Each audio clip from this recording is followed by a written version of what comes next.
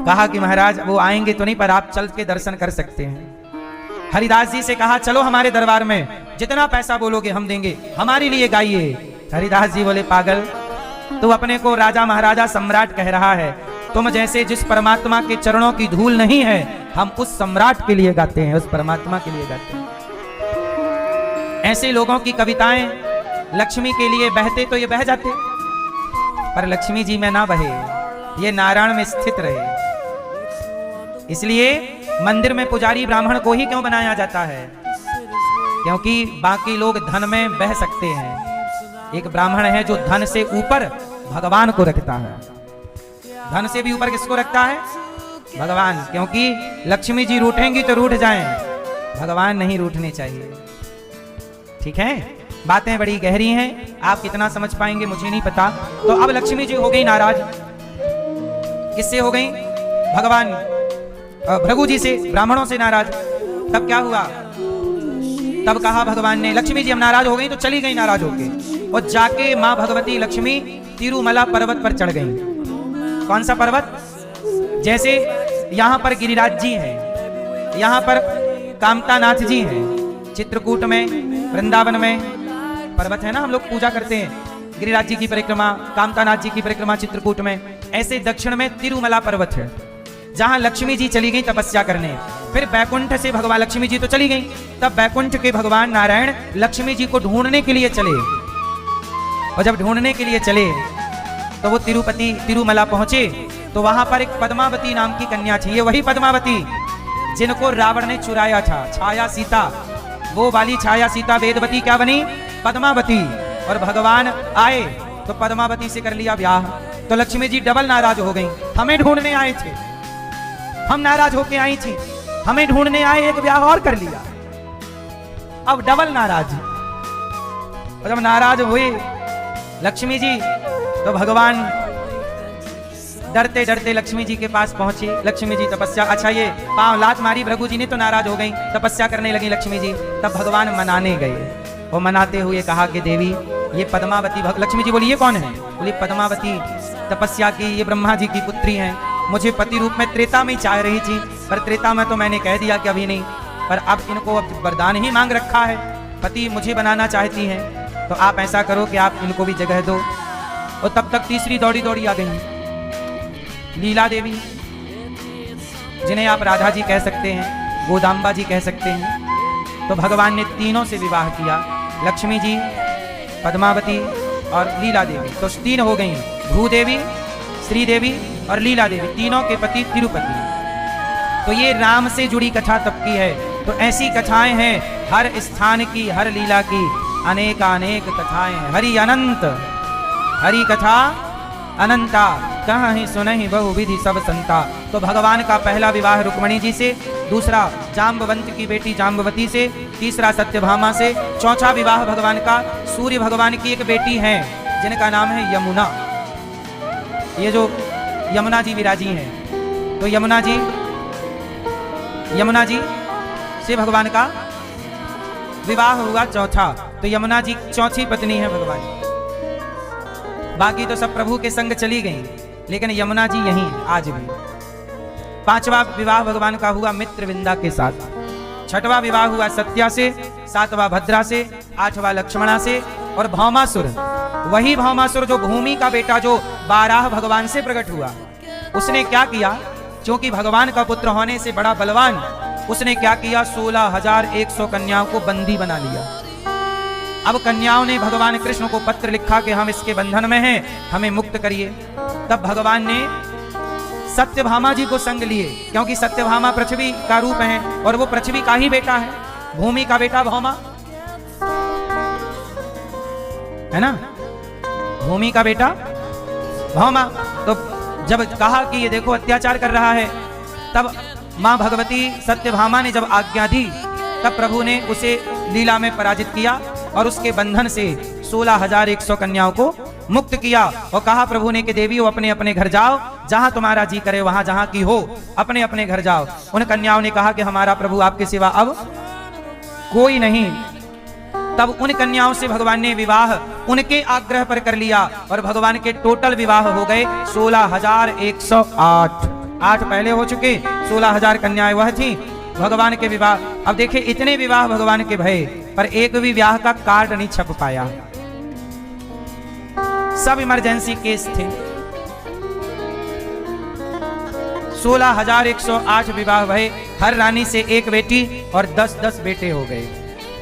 इतना बड़ा परिवार भगवान का है, इतना बड़ा एक भगवान कितने विवाह हैं, फिर भी भगवान मुस्कुरा रहे हैं। और आपका एक विवाह होने के बाद जो हंसी गायब हुई आज तक लौटी ही नहीं। शादी के बाद आदमी हंसता नहीं अच्छे से, काहे फॉर्मेलिटी बस। मैया बैठ जाओ ना मेरी माँ, कहाँ तुम झोला लिए घूम रही हो? ये बोरी कहाँ से ले आई है? मैया क्या भरी हो बोरी में? धाम में आके भी गठरिया नहीं छूटी तुम्हारी यहाँ है, यहाँ भी पाप की गठरी ले ही आई।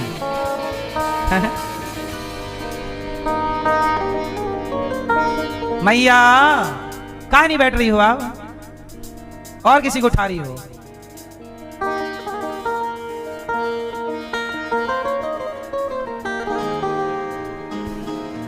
अब वो मैया खड़ी हैं, उनको अलग से कहो।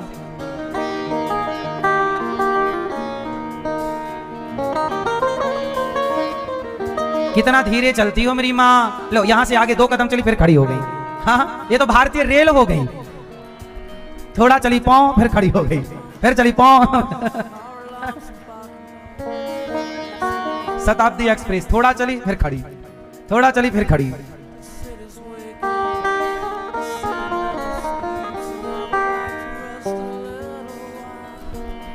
लाल मैया अब ये भर के ले आई पानी।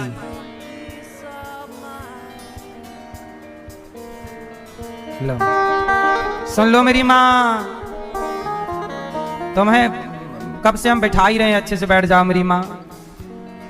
सुनो, भगवान के इतने सारे विवाह होने पर भी भगवान क्या कर रहे हैं? क्या कर रहे हैं? आप मुस्कुराते नहीं हैं भैया। ये हंसी असली है कि नकली है? असली है, हैं? आज ही आई, लो शादी के बाद आज ही हंसे हैं? आते रहा करो, हम हंसाते रहेंगे आपको। घर वाली नहीं हंसाती आपको हैं? झगड़ा हो गया, नरक में है। देख लो मैया, इतनी अच्छी मैया पत्नी। कौन है आपके हैं? बछड़े? क्या कह रहे हो? पति पत्नी, तुम पत्नी के संग रह रहे हो कि नरक में रह रहे हो? आज बेचारे खुल के बोल पा रहे हैं मैया। ऐसे ना डांटा मारा करो, पति को कह रहे नरक में रहते नहीं। कौन है ये आपके? नहीं पति ही है, कुछ और भी है? पति है, हस्बैंड नहीं हो। शादी के बाद आदमी बदल जाता है। एक बात कहें आपसे, परिस्थितियां बनती और बिगड़ती रहेंगी, बार बार हम कह चुके हैं। पत्नी अच्छी भी मिलेगी, बुरी भी मिलेगी। पत्नी बात भी करेगी, बात नहीं भी करेगी। पत्नी सम्मान भी देगी, अपमान भी मिल सकता है। पति अच्छा भी मिल सकता है, बुरा भी, सम्मान देने वाला भी, अपमान देने वाला भी। पर मैं आपसे कहता हूं, संसार में अच्छे बुरे लोग मिलते रहेंगे, पर आपको हर समय अपने आनंद में रहना चाहिए। ये तो लोग हैं, आएंगे जाएंगे। पत्नी पति, भाई भतीजा, बेटा बेटी आते जाते रहते हैं। सब रिश्ते हैं, रिश्तों में ऐसे हंसी मजाक चलते रहना चाहिए, लेकिन कभी ज्यादा गंभीर मत हुआ करो, ज्यादा डिप्रेशन में मत जाया करो, हंसते रहा करो, प्रसन्न चित्त रहा करो। हमारे भगवान सदा खुश रहते हैं। इतने विवाह होने पर भी, इतने बड़ा परिवार होने पर भी, इतनी बड़ी जिम्मेदारी होने पर भी प्रसन्न है। क्या बताएं, हमारे हाथ में कुछ है भी तो नहीं स्माइल के सिवा। थोड़ा खुश ही रह लो, क्योंकि तुम खुश रहो या ना रहो, होना वही है जो होना है। तो क्यों ना जो हो रहा उसे खुशी खुशी निकाला जाए, वक्त को काटा जाए। रोके भी क्या, हालात बदल जाएंगे। रोने से हालात बदल जाएं तो चलो हम रो लेते हैं, पर रोने से भी तो परिस्थितियां बदलती नहीं हैं। बोलो हाँ। लिखा किस्मत का मिटता नहीं मिटाने से, लिखा किस्मत का मिटता नहीं मिटाने से, बस समय को काट लो भैया किसी बहाने से। बस इस समय को काट लो किसी बहाने से, क्योंकि जो होना है उसे आप रोक नहीं सकते, टाल नहीं सकते। इसलिए हर हाल में पत्नी कैसी भी हो उसके साथ खुश रहो। क्या रहोगे? और ये ना कहा करो कि हम नरक में हैं। आप अपने ही घर को स्वर्ग बनाओ, खुशी से रहो, प्रेम से रहो, और जितना है बहुत है मानकर प्रसन्न रहो। शिकायत भरा जीवन ना हो कि ये नहीं है। शिकायत तो रावण की भी थी। रावण भी चाहता, रावण की अंतिम इच्छा क्या थी जानते हो? रावण की इच्छा थी कि वो लंका से स्वर्ग तक सीढ़ी बनवाना चाहता था, पहली। रावण की दूसरी इच्छा थी कि इस गोल्ड में, सोने में खुशबू आनी चाहिए। उसने ब्रह्मा जी से प्रस्ताव दिया था, लेटर दिया कि सुनो थोड़ा चेंजिंग करो, हमारा लंका सोने की है, थोड़ा खुशबू तो आए। खुशबू तो सोने से आती नहीं है, तो असली सोने में खुशबू होनी चाहिए। रावण का प्रस्ताव, जब तक प्रस्ताव पारित होता तब तक रावण ही पारित हो गया। तो रावण की इच्छाएं भी धरी के, तो इच्छाएं तो लंका के राजा की इच्छाएं पूरी ना हो पाई, आपकी भी ना हो पाएंगी। जितना ईश्वर ने दिया है उसमें प्रसन्न चित्त से धन्यवाद देते हुए जिंदगी को जीना चाहिए और खुश रहना चाहिए। ठीक है?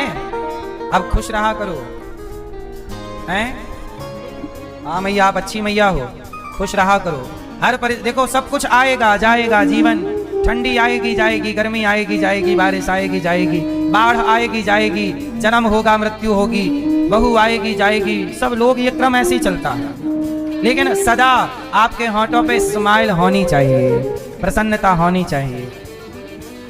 हाँ, अच्छा, हंसी भी कितने तरह की होती है। एक होती है मुस्कान, मुस्कुराहट, मंद मंद मुस्कुराना। एक होता है हंसना, एक होता है मुस्कुराना, बोलो हाँ मैया। एक मुस्कुराना, बोलो हाँ। एक होता है हंसना, हाँ। एक होता है ठहाका लगाना। कितने हो गए? और भी कुछ होता है क्या? भूल रहे हो हम तो, आप बताओ।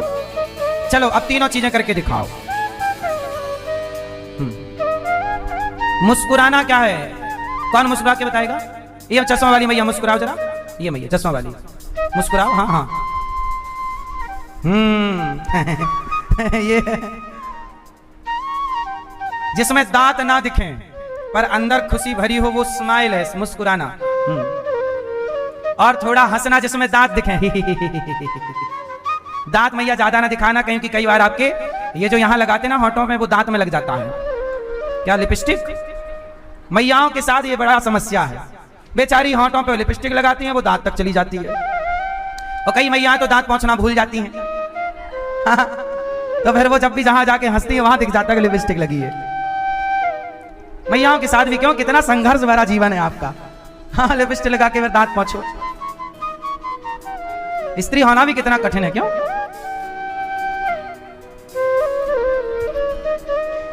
कई मैयाएं तो गजब है, काली लिपस्टिक लगा लेती हैं। गजब वाला, डेंजर। सबसे डेंजर मैया वो जो काली लिपस्टिक लगाती है ना। क्यों लगाती ना कुछ मैयाएं काली? अच्छा है, मैयाएं भी हमारी रंगों का बड़ा सम्मान करती हैं। काला तू कहां जाएगा, आजा। तेरा भी सम्मान है।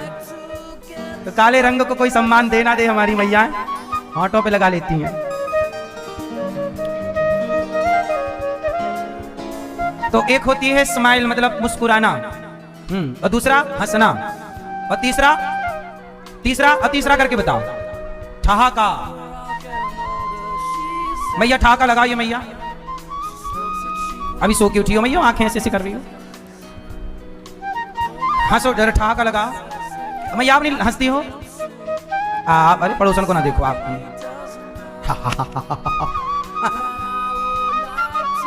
ठहाका लगाना, ठहाका ऐसा नहीं होता, लेकिन ठहाका का मतलब होता हंसते हंसते पेट दर्द हो जाए। क्या दर्द होने लग जाए?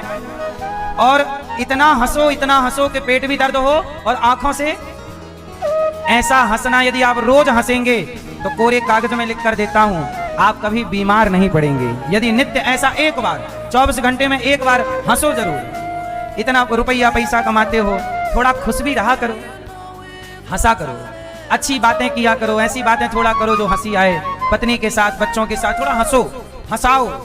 हंसना, खुशी जरूरी है। जो व्यक्ति हंसता रहता है ना, वो बीमार कम पड़ता है। सही है गलत है? इसलिए आप पैसा किसके लिए कमाते हैं? खुशी के लिए। आदमी दिन भर काम किसके लिए करता है? खुशी के लिए, प्रसन्नता के लिए। पर इतना करने के बाद भी यदि आप प्रसन्न नहीं हैं तो काम का मतलब क्या हुआ? पैसे का मतलब क्या हुआ? इसलिए अच्छा, एक तराजू में पैसा रखा जाए और दूसरी तराजू में प्रसन्नता रखी जाए, खुशी रखी जाए, तो बताओ क्या महंगा है, क्या बड़ा है, किसका पलड़ा भारी है? पैसे की कोई बहुत बड़ी वैल्यू नहीं है। मैंने बहुत पैसे वालों को भी परेशान देखा है और बहुत कम पैसे वालों को भी प्रसन्न देखा है। असली अमीरी वही है जहां पैसा भले कम है पर प्रसन्नता ज्यादा है। अब आपके पास पैसा बहुत है पर प्रसन्नता, आप हंसते ही नहीं, मुस्कुराते ही नहीं। इसलिए सदा खुश रहो। मैया आप नहीं हंसती हो? नहीं हंसती हो? कम हंसती हो ये मैया? हाँ, नहीं हंसती हो ज्यादा?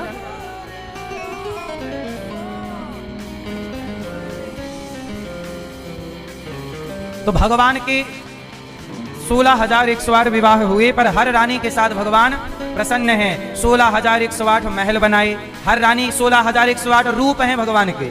कितने रूप हैं? हर पत्नी के साथ भगवान प्रेजेंट हैं। हर पत्नी, ऐसा नहीं अब 16,108 है तो पता नहीं तुम्हारा नंबर कब आएगा, तुम्हारे पास कब आएंगे, तुमसे कब बात, नहीं। भगवान के रूप भी 16,108 हैं और हर पत्नी के साथ 24 घंटे उपलब्ध हैं भगवान। ये भगवान ही कर सकते हैं, ये कोई औपचारिकता नहीं है, ये भगवान की लीलाएं हैं। अब एक दिन क्या हुआ, होली आई।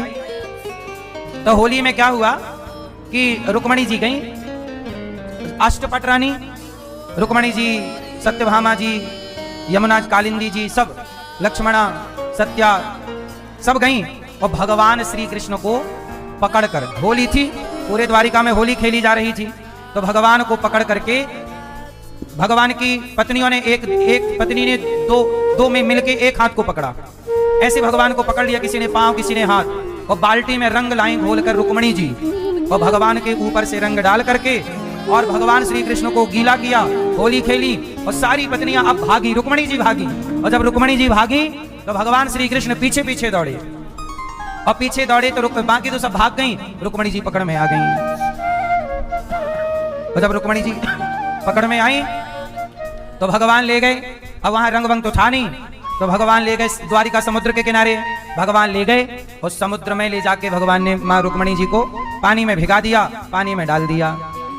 तो अब रुक्मणी जी पानी भर भर के अपने हाथों में भगवान की ओर, भगवान जल भर के रुक्मणी जी की ओर, इस तरह की ये जल विहार लीला भगवान की चल रही है। भगवान हर उत्सव मनाते हैं। देखो अपनी पत्नी और पति कैसे खुश हैं, आप भी थोड़ा ऐसे खुश रहा करो। आप लोग अपनी पत्नियों से बस लड़ते रहते हो, आप अपने पति से बस शिकायत करती रहती हो। अरे रिश्ते शिकायत और लड़ने के लिए नहीं, रिश्ते प्यार के लिए है, रिश्ते समय आनंद से बिताने के लिए है, क्योंकि ये रिश्ता आज है, पता नहीं कल आप दो में से कौन रहे कौन ना रहे। इसलिए जब तक साथ हो प्रेम मोहब्बत से रहो, क्योंकि एक बिछड़ ही जाता है एक समय बाद। बोलो हाँ कि ना। इसलिए अपने रिश्तों को जो समय लड़ाई झगड़े में जाता है ना, वो प्यार मोहब्बत से गुजारा करो। समझदारी से रिश्ते बहुत अच्छे होते हैं और अज्ञानता मूर्खता से रिश्ते कचरा बन जाते हैं, कचरा। ठीक है। अब एक दिन क्या हुआ, भगवान श्री कृष्ण अनिरुद्ध का विवाह उषा के संग कराते हैं बाणासुर पर कृपा करके। तो अनिरुद्ध का विवाह, कौन है अनिरुद्ध? भगवान कृष्ण के पुत्र प्रद्युम्न, प्रद्युम्न के पुत्र अनिरुद्ध, और अनिरुद्ध के पुत्र हो गए हैं वज्रनाभ। ऐसा भगवान ने बाणासुर पर कृपा की। एक राजा थे, राजा नृग, उनका नाम था नृग। वो गाय का खूब दान करते थे, गौदान। पर एक दिन क्या हुआ, गाय का दान किया और गैया छूट करके ना, वो पंडित जी लेकर के गए कि उनके खूंटे से छूट करके राजा के पास फिर वो गाय आ गई और राजा नृग ने एक अपराध कर दिया। एक छोटा सा अपराध हो जाने के कारण, गौदान तो किया पर राजा होने के कारण वो एक न्याय नहीं कर पाए थे, जिसके कारण राजा नृग को गिरगिट बनना पड़ा। और भगवान कृष्ण ने उनको गिरगिट की योनि से मुक्त किया। क्यों मुक्त किया? क्योंकि गौदान किया। इसलिए हम आपसे एक प्रार्थना करते हैं कि सदा अपने जीवन में 3 काम सब लोग कर लीजिएगा। पहला काम, मरने से पहले सबको गौदान कर लेना चाहिए। आप भी गौदान जरूर कीजिएगा। गौरी गोपाल गौशाला में आकर कभी भी आप गौदान कर लीजिए। आज मैया ने गौदान किया तो आप भी गौदान कीजिएगा। और मरने से पहले गाय ही वैतरणी नाम के नरक से पार लगाती है। दूसरा काम, मरने से पहले क्या करिएगा कि मरने से पहले भागवत जी सुन लीजिएगा, पोथी पाठ भागवत जी के करा लीजिएगा। भागवत जी के पोथी पाठ जैसे अभी आप लोगों ने आज बिठाए, आप भी मरने से पहले पोथी पाठ करा लीजिएगा। जीवन में पाठ भागवत जी का अनुष्ठान सबको करना चाहिए। और तीसरा कार्य, मरने से पहले सबको अन्नदान जरूर करना चाहिए। मरने के पहले जो आपकी जिम्मेदारियां हैं, ये दास अनिरुद्ध भी यही चाहता है कि मैंने अपने मरने के पहले, अभी तक तो देखो मैं मरा नहीं, तो अब तक मैंने सोचा कि भागवत जी के पाठ कर लूं, करा लूं। तो दास अनिरुद्ध हर महीने 2 पाठ सुनता है। अन्नदान तो 12 महीने यहाँ चलता ही है। गौ सेवा भी दास अनिरुद्ध करते ही है। ये सब वो काम हैं जो हमें वहां दिखेंगे, इसलिए अन्नदान करिएगा। क्या करिएगा? अन्नदान। हो सके तो गौ माता घर पे रखिएगा, गाय का सम्मान कीजिएगा, गाय की सेवा कीजिएगा। तो पहला काम गौ सेवा, गौदान। दूसरा काम भागवत जी जरूर सुनिएगा, पोथी पाठ करा सकते हैं अपने माता पिता और जीवन में आप। और तीसरा काम अन्नदान। कहते ना, मरने के पहले अपनी 13वीं कर लो। 13वीं मतलब अन्नदान कर लो, क्योंकि मरते समय पता नहीं कौन सी सिचुएशन पैदा हो जाए, क्या परिस्थिति। कोरोना काल में जो लोग मरे उनकी 13वीं भी नहीं हो पाई, इसलिए कुछ काम जीते जी कर लो। मरने के दिन के लिए बैठे ना रहो, ठीक है। तो जीवन में अन्नदान। यहाँ गौरी गोपाल में हजारों संत आते हैं, संतों का भोजन बंटता है। आप भी संतों का भोजन करा सकते हैं कि कल का भोजन आप कराएंगे, संतों की सेवा आप करेंगे। देखो हजारों संत यहाँ आते हैं, सेवा कर सकते हैं। अब भगवान ने राजा नृग पर कृपा की। अब पौंड्रक नाम का एक राजा था, वो 4 हाथ लगा के घूमता। 2 तो उसके थे नेचुरल, पर 2 उसने लकड़ी के बनवा लिए, और नकली हाथ वो मशीन से चलाता, उनको हल्का सा हिलाता डुलाता रहता। पौंड्रक उसका नाम था, नकली भगवान बना घूमता। तब जाकर के भगवान ने उस पौंड्रक नाम के राजा को मार गिराया। आज के युग में सबको क्या बनना है? भगवान। इसलिए आपसे मैं एक प्रार्थना कर दूं कि किसी को भी भगवान मान लेना ये भी अपराध है। क्यों मैया? जैसे आप किसी को भी अपना पति बना लो, ये अपराध है कि नहीं? भाई आपका पति कोई भी तो नहीं हो सकता, जो है वही हो सकता है। जो आपका पति है वही आपका पति हो सकता है, कोई भी आपका पति नहीं हो सकता। बोलो हाँ। ऐसे ही कोई भी भगवान नहीं हो सकता, जो भगवान है वही भगवान रहेंगे, कोई भी भगवान नहीं हो सकता। आजकल लोग किसी को भी भगवान बता देते हैं, ये भगवान ये भगवान। कोई व्यक्ति कभी भगवान नहीं हो सकता। पौंड्रक जो है वो नकली बना घूमता, भगवान ने मार गिराया।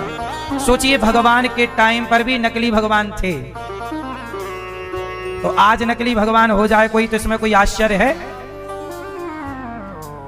इसलिए आज भी नकली भगवान, आजकल देखो ना, सब लोगों के अलग अलग भगवान हैं, सबके अलग अलग। अब जैसे कुछ लोग कहते हैं कि ये बाबा जी भगवान हैं, कोई कह रहे हैं कि ये साईं बाबा को कुछ लोग भगवान कह रहे हैं। साईं बाबा को कुछ लोगों ने कह दिया, कुछ लोगों ने दूसरे बाबा को कह दिया, कुछ लोगों के तीसरे बाबा हैं, कुछ लोगों के चौथे। ऐसे कितने बाबा हैं जिनके शिष्यों ने, जिनके लोगों ने उनको क्या मान लिया? भगवान। अरे भाई, कोई भी व्यक्ति भगवान नहीं हो सकता। हो सकता है? भगवान सदा से हैं। जैसे गंगा, कोई भी नदी गंगा नहीं हो सकती, गंगा सदा से है। आपको गंगा बनाने की जरूरत नहीं है। नहीं आप कहो देखो हमने ये गंगा बनाई है, भाई तुम्हारे बस की नहीं है गंगा। जो गंगा सदा से है उसे ही गंगा मानो, जो यमुना सदा से है उन्हें ये यमुना मानो, जो प्रयागराज सदा से है उन्हें ही प्रयागराज मानो। ऐसे ही जो भगवान सदा से हैं, नारायण राम कृष्ण, वही सदा से हैं, वही भगवान है। कोई व्यक्ति ये दावा कर दे कि मैं भगवान हूं, तो वो दावा गलत है। कोई व्यक्ति कभी भगवान नहीं होता। पर यदि आप किसी व्यक्ति को भगवान मान लेते हैं और भगवान के समकक्ष रख देते हैं, तो अब एक उदाहरण से मैं आपको ये बात समझा दूंगा कि देखो, आपके पति की बराबरी क्या दूसरा पुरुष कर सकता है? कि भाई तुम भी हमारे पति के जैसे हो। तो जो सम्मान, जो चीज पति के लिए है वही उस आदमी के लिए हो, तो इससे पति नाराज होगा कि खुश होगा? ऐसे ही जैसे पति के समकक्ष कोई हो नहीं सकता, पति के जैसा कोई हो नहीं सकता, ऐसे भगवान के जैसा भी कोई हो नहीं सकता। कोई नहीं हो सकता। ठीक है। भगवान के जैसे कौन? सिर्फ भगवान। कोई व्यक्ति कभी भगवान के जैसा नहीं है,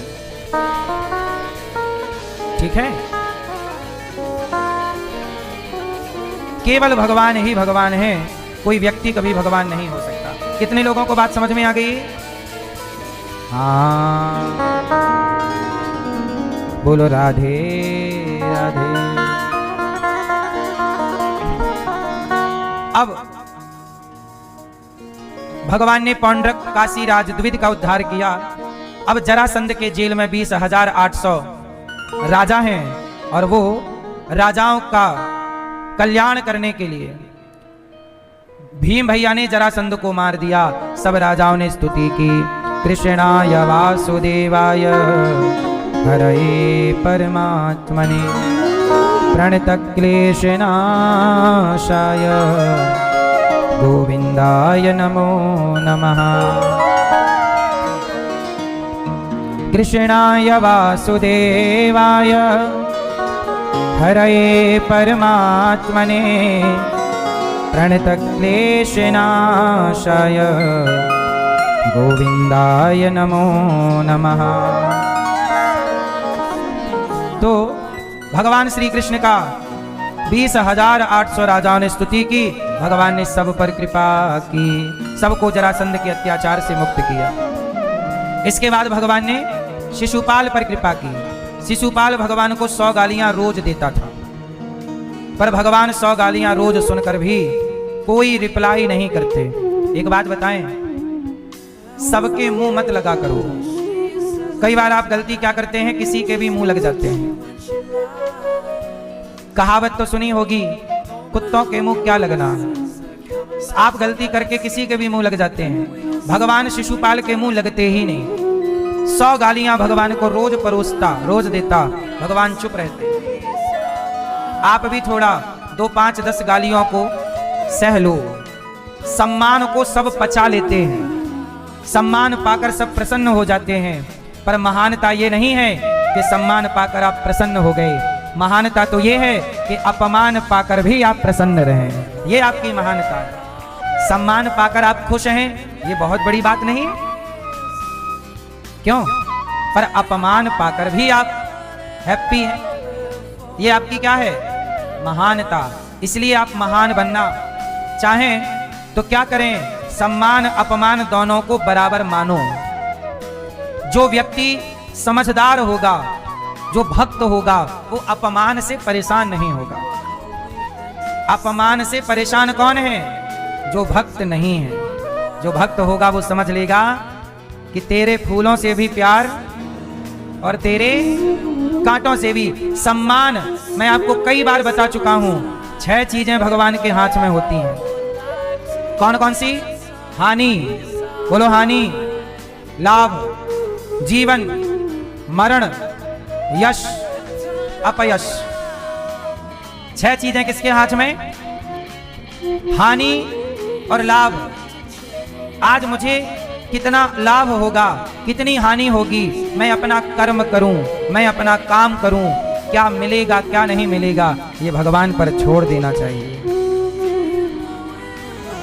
हानि लाभ और जीवन और मृत्यु, ये किसके हाथ में है?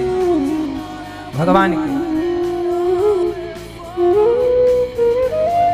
इसलिए हानि लाभ जीवन मरण और यश अपयश। अब मेरा नाम कितना होगा, अपमान कितना होगा ना। इसलिए दास अनिरुद्ध को जब आप मुझे सम्मान देते हैं तो मैं बहुत खुश नहीं होता, और जब आप कुछ लोग न्यूज वाले चैनल वाले बहुत कुछ लोग ऐसे हैं जो अपमान करते हैं तो मैं परेशान नहीं होता। सम्मान पाकर फूलता नहीं हूं, अपमान पाकर के परेशान नहीं होता। हर परिस्थिति में सम रहो, सही है? भूल जाओ कि किसी ने आपका सम्मान किया, भूल जाओ कि किसी ने आपका अपमान किया। सम्मान अपमान दोनों से ऊपर उठ जाओ। कई बार आपकी लड़ाई किस बात की है? महाराज जी मेरी बहू ने मेरा अपमान कर दिया, मेरी सास ने मेरा अपमान कर दिया, फलाने व्यक्ति ने मेरा अपमान कर दिया। बात सम्मान पे आ गई और फिर आप जो लड़ाई करते हैं, सम्मान, किससे सम्मान चाहते हो ये तो बताओ। अच्छा ये बताओ, आप सब यदि मेरा सम्मान करोगे तो मुझे क्या मिलेगा, और आप यदि मेरा अपमान करोगे तो मेरा नुकसान क्या होगा। इसलिए मैं माताओं की, गौरी गोपाल की सेवा मैं इसलिए नहीं करता कि कोई मेरा सम्मान करे या कोई मेरा अपमान करे। जो मुझे करने चाहिए, जो कर्तव्य ईश्वर ने मुझे दिए हैं, जो मुझे करना चाहिए वो मैं करता हूं। अब उस कार्य के लिए कोई सम्मान करे तो स्वागत है, अपमान करे तो स्वागत है। मैंने ये कार्य इसलिए नहीं किया कि कोई मेरा सम्मान करे। आपका सम्मान का मैं करूंगा क्या ये बताओ, और आपके अपमान का भी मैं करूंगा क्या। इसलिए ना तो अपने पास सम्मान रखना चाहिए, ना तो अपने पास अपमान रखना चाहिए। हम कहते हैं जैसे कमल का पुष्प पानी में भी होता है और कीचड़ में भी होता है, पर कीचड़ में रहकर भी वो कमल का पुष्प कीचड़ की एक बूंद भी उसे टच नहीं कर पाती, वो पानी में रहे तो पानी की बूंद नहीं छू पाती। वो दोनों से उठा हुआ रहता है, दोनों से ऊपर है। ऐसे ही आप और हम ऐसे बने कि सम्मान अपमान के कीचड़ से अपने आप को ऊपर उठा के रखें, ये दोनों हमें छू ना पाए। सम्मान हमें प्रभावित ना करे, अपमान हमें प्रभावित ना करे। हर हाल में ये दोनों ईश्वर का प्रसाद है। सच बताओ, सम्मान किसका प्रसाद है और अपमान किसका प्रसाद है। ये बहुत ऊंची बात है मेरी माँ। आप लोग तो सारी जिंदगी सम्मान की लड़ाई ही लड़ते लड़ते मर जाते हैं। अरे चलो आपका सम्मान हो भी गया समाज में तो क्या पाओगे, प्रभु से तो प्रेम हुआ नहीं, तो क्या उस सम्मान से तुम्हारा कल्याण हो जाएगा। सम्मान से कल्याण होता तो सम्मानित लोगों का हो जाता। बहुत लोगों को तो सरकार ने किसी को इस मेडल से, उस मेडल से, इस पदक से, उस पदक से सम्मानित कर ही दिया। सरकारें नहीं बुलाती हर साल राष्ट्रपति जी किसी को फलाने चक्र से, फलाने चीज से सम्मानित किया जाता है। क्या पाओगे सम्मान, सम्मान का जो मिला है वो ले जाके घर पे सजा लोगे, दीवार पे लगा रहेगा, क्या हो जाएगा। इस सम्मान से तुम्हारा कल्याण ना होगा। सम्मान चाहिए तो अपने चित्त को भगवान से जोड़िए, अपने हृदय को भगवान में, भगवान के चिंतन में लगिए। जो व्यक्ति अपना कल्याण कर लेता है, जो व्यक्ति अपना कल्याण कर लेता है, वही व्यक्ति इस धरती पर श्रेष्ठ सम्मान पाता है। जो प्रभु से प्यार कर लेता है, जो समाज की सेवा कर लेता है, वही श्रेष्ठ सम्मान पाता है। इसलिए कहता हूं कि आप लोग व्यर्थ के अपमान सम्मान में उलझे ना रहा करो, ठीक है। मन लगाकर, चित्त लगाकर आप सदा सदा के लिए अपने हृदय को भगवान से जोड़ दीजिए, अपने चित्त को भगवान से जोड़ दीजिए। अब देखो ना, शिशुपाल का उद्धार किया शाल्व और भगवान ने दंतवक्र का उद्धार किया। भगवान के एक परम मित्र हैं सुदामा जी। कृष्णस्यासीत् सखा कश्चित् ब्राह्मणो ब्रह्मवित्तमः विरक्त इंद्रियार्थेषु प्रशांतात्मा जितेंद्रियः। सुदामा जी एक ब्राह्मण है, सुदामा जी उनका नाम है। फटे पुराने कपड़े पहनते हैं, कुचैलम मलिनम फटे पुराने कपड़े धारण करते हैं सुदामा जी, और भगवान के परम भक्त हैं, श्रेष्ठ सुदामा जी। सुदामा जी से बड़ा भक्त इस धरती पे अब मिलना बड़ा मुश्किल है। फटे पुराने कपड़े पहनते हैं, भिक्षा मांग कर लाते हैं, जो मिल जाए भोग लगाकर बच्चों को खिलाते हैं। कई बार भूखा सोना पड़ता है। भगवान भी अपने भक्तों की परीक्षा लेते हैं। आपको उस परीक्षा में पास होना पड़ता है। कई बार आपके जीवन में अपार दुख आ जाता है। आप कहते हैं मैंने तो इतनी पूजा की, मैंने तो इतना पाठ किया, फिर मेरे जीवन में दुख आ गया। राम जी के गुरु को जानते हो, क्या नाम है? वशिष्ठ मुनि। ये वशिष्ठ मुनि वही हैं जो राम के गुरु हैं, जो राम के गुरु जी हैं। राम के गुरु वशिष्ठ जी, और वशिष्ठ जी के 100 पुत्र हैं, पर विश्वामित्र जी ने वशिष्ठ जी के 100 पुत्रों की हत्या कर दी। जरा सोचिएगा, वशिष्ठ जी के पुत्रों की हत्या हो गई। किसके पुत्रों की?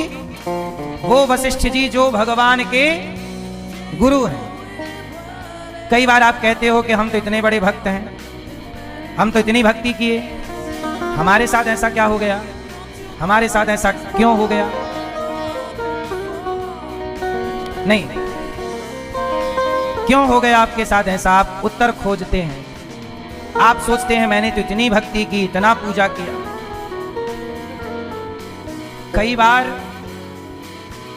आपको जो ईश्वर ने दिया है, जितना आप उतने के भी काबिल थे नहीं, परंतु आपने भक्ति बहुत की है। उस भक्ति के बल से आपको वो सब चीजें मिलती हैं, पर आप भगवान के हिसाब किताब को समझ नहीं पाते, है ना? आप ईश्वर के इस हिसाब को नहीं समझते। कई बार आप कहते हैं मैंने इतनी भक्ति की, मेरे साथ क्यों हो गया? अरे, जो जितनी आयु लेकर आता है वो उतनी रहता है, चाहे वो किसी के भी घर में आए। वशिष्ठ जी, वशिष्ठ जी से बड़ा कौन? इसलिए कहता हूं कि जीवन आना और जाना, जीवन और मृत्यु ये अलग विषय है, और आपका जो अटैचमेंट भगवान से है, भक्ति है, वो अलग विषय है। इसलिए संसार के रिश्तों से भगवान को अलग ही रखिएगा। रिश्तों की रक्षा के लिए भगवान की भक्ति का प्रयोग ना करिए। भगवान तो सबकी रक्षा करते ही हैं, पर जो होना है वो भी तो होके ही रहता है। सुदामा जी बड़े गरीब हैं, इतनी गरीबी में भी सुदामा हर परिस्थिति, नहीं मिला खाने को कोई बात नहीं, भगवान की यही मर्जी है, शिकायत नहीं है। जो समझदार होगा, जो भक्त होगा, वो शिकायत नहीं करेगा, वो कहेगा प्रभु अच्छा आपकी ये इच्छा है, ठीक है, मैं आपकी शिक्षा में हैप्पी हूं, खुश हूं। सुदामा जी की पत्नी सुशीला बोली कि प्राणनाथ ऐसा करिए, मैंने सुना है कि आपके पति द्वारिकाधीश हैं। क्या आपके पति, क्या आपके मित्र द्वारिकाधीश हैं? बोले हाँ, मेरे मित्र द्वारिकाधीश हैं। तो सुशीला जी बोली तो आप अपने मित्र के पास जाओ और अपने मित्र से कहो कि वो हमारी गरीबी दूर करें। सुदामा जी बोले कि देवी, मैं भगवान के पास इसलिए नहीं जा सकता कि मैं गरीब हूं तो मेरी गरीबी आप दूर कर दीजिए। सुदामा जी गरीब तो हैं, पर वो भगवान से भी मांगते नहीं। भक्त ऐसा होता है कि स्वाभिमानी, मांगेंगे नहीं, आपका मन हो तो दो, नहीं मन तो मत दो। भगवान से भी नहीं मांगता भक्त। प्रभु हम आपकी भक्ति, आपसे प्रेम इसलिए नहीं करते कि आप हमें कुछ दो, इसलिए आपसे कहता हूं कि आप हमें कुछ दो। इसलिए भजन नहीं, बल्कि इसलिए भजन है कि आप मिल जाओ, आपसे कोई वस्तु नहीं चाहिए। भगवान का भक्त भगवान से भी कुछ नहीं चाहता, कुछ नहीं चाहता। हमें ये वस्तु नहीं चाहिए, वो वस्तु नहीं चाहिए। पत्नी बोली अच्छा दर्शन तो कराओ। अच्छा ठीक है, मैं दर्शन करने जाता। सुदामा जी दर्शन करने के लिए चले। बोले खाली हाथ कैसे जाएं? बोले 4 मुट्ठी चिवड़ा, चावल, पोहा, जो भी आप समझें, 4 मुट्ठी चिवड़ा लेकर के, और 4 मुट्ठी चिवड़ा लेकर के सुदामा जी ऐसे कांख में दबाए और चल पड़े। चले श्याम सुंदर से मिलने सुदामा, गाते हुए मन में हरे कृष्ण रामा। सुदामा जी चले 4 मुट्ठी चिवड़ा लेकर के। रास्ता तो पता नहीं, पर चल रहे हैं। जब भक्त चल पड़ता है तो भगवान कृपा करके स्वयं, भगवान कृपा करके स्वयं उस भक्त को अपनी मंजिल तक पहुंचाते हैं। सुदामा जी चले, भगवान गाड़ी लेकर के आए, और गाड़ी लेकर के आए। कहा बाबा कहां जा रहे हो? बोले मैं द्वारिका जा रहा हूं। कहा कि चलोगे द्वारिका? सुदामा जी बोले मैं तो द्वारिका ही जा रहा हूं। भगवान बोले तो आओ मेरी गाड़ी में बैठ जाओ। गाड़ी लाए, भगवान सुदामा को द्वारिका पहुंचाते हैं, और सुदामा जी द्वारिका पहुंच गए, पर किसी ने सुदामा जी को पहचाना नहीं। सुदामा जी थक गए बता बता के कि मैं प्रभु का मित्र हूं, मित्र हूं, मित्र हूं। कोई मानने को तैयार नहीं। गरीबी में कोई पहचानता नहीं है। अमीरी में आपके रिश्तेदार, आपकी पहचान, जो नहीं भी आपको जानते वो भी आपके अपने बनकर आपके पास आना चाहते हैं।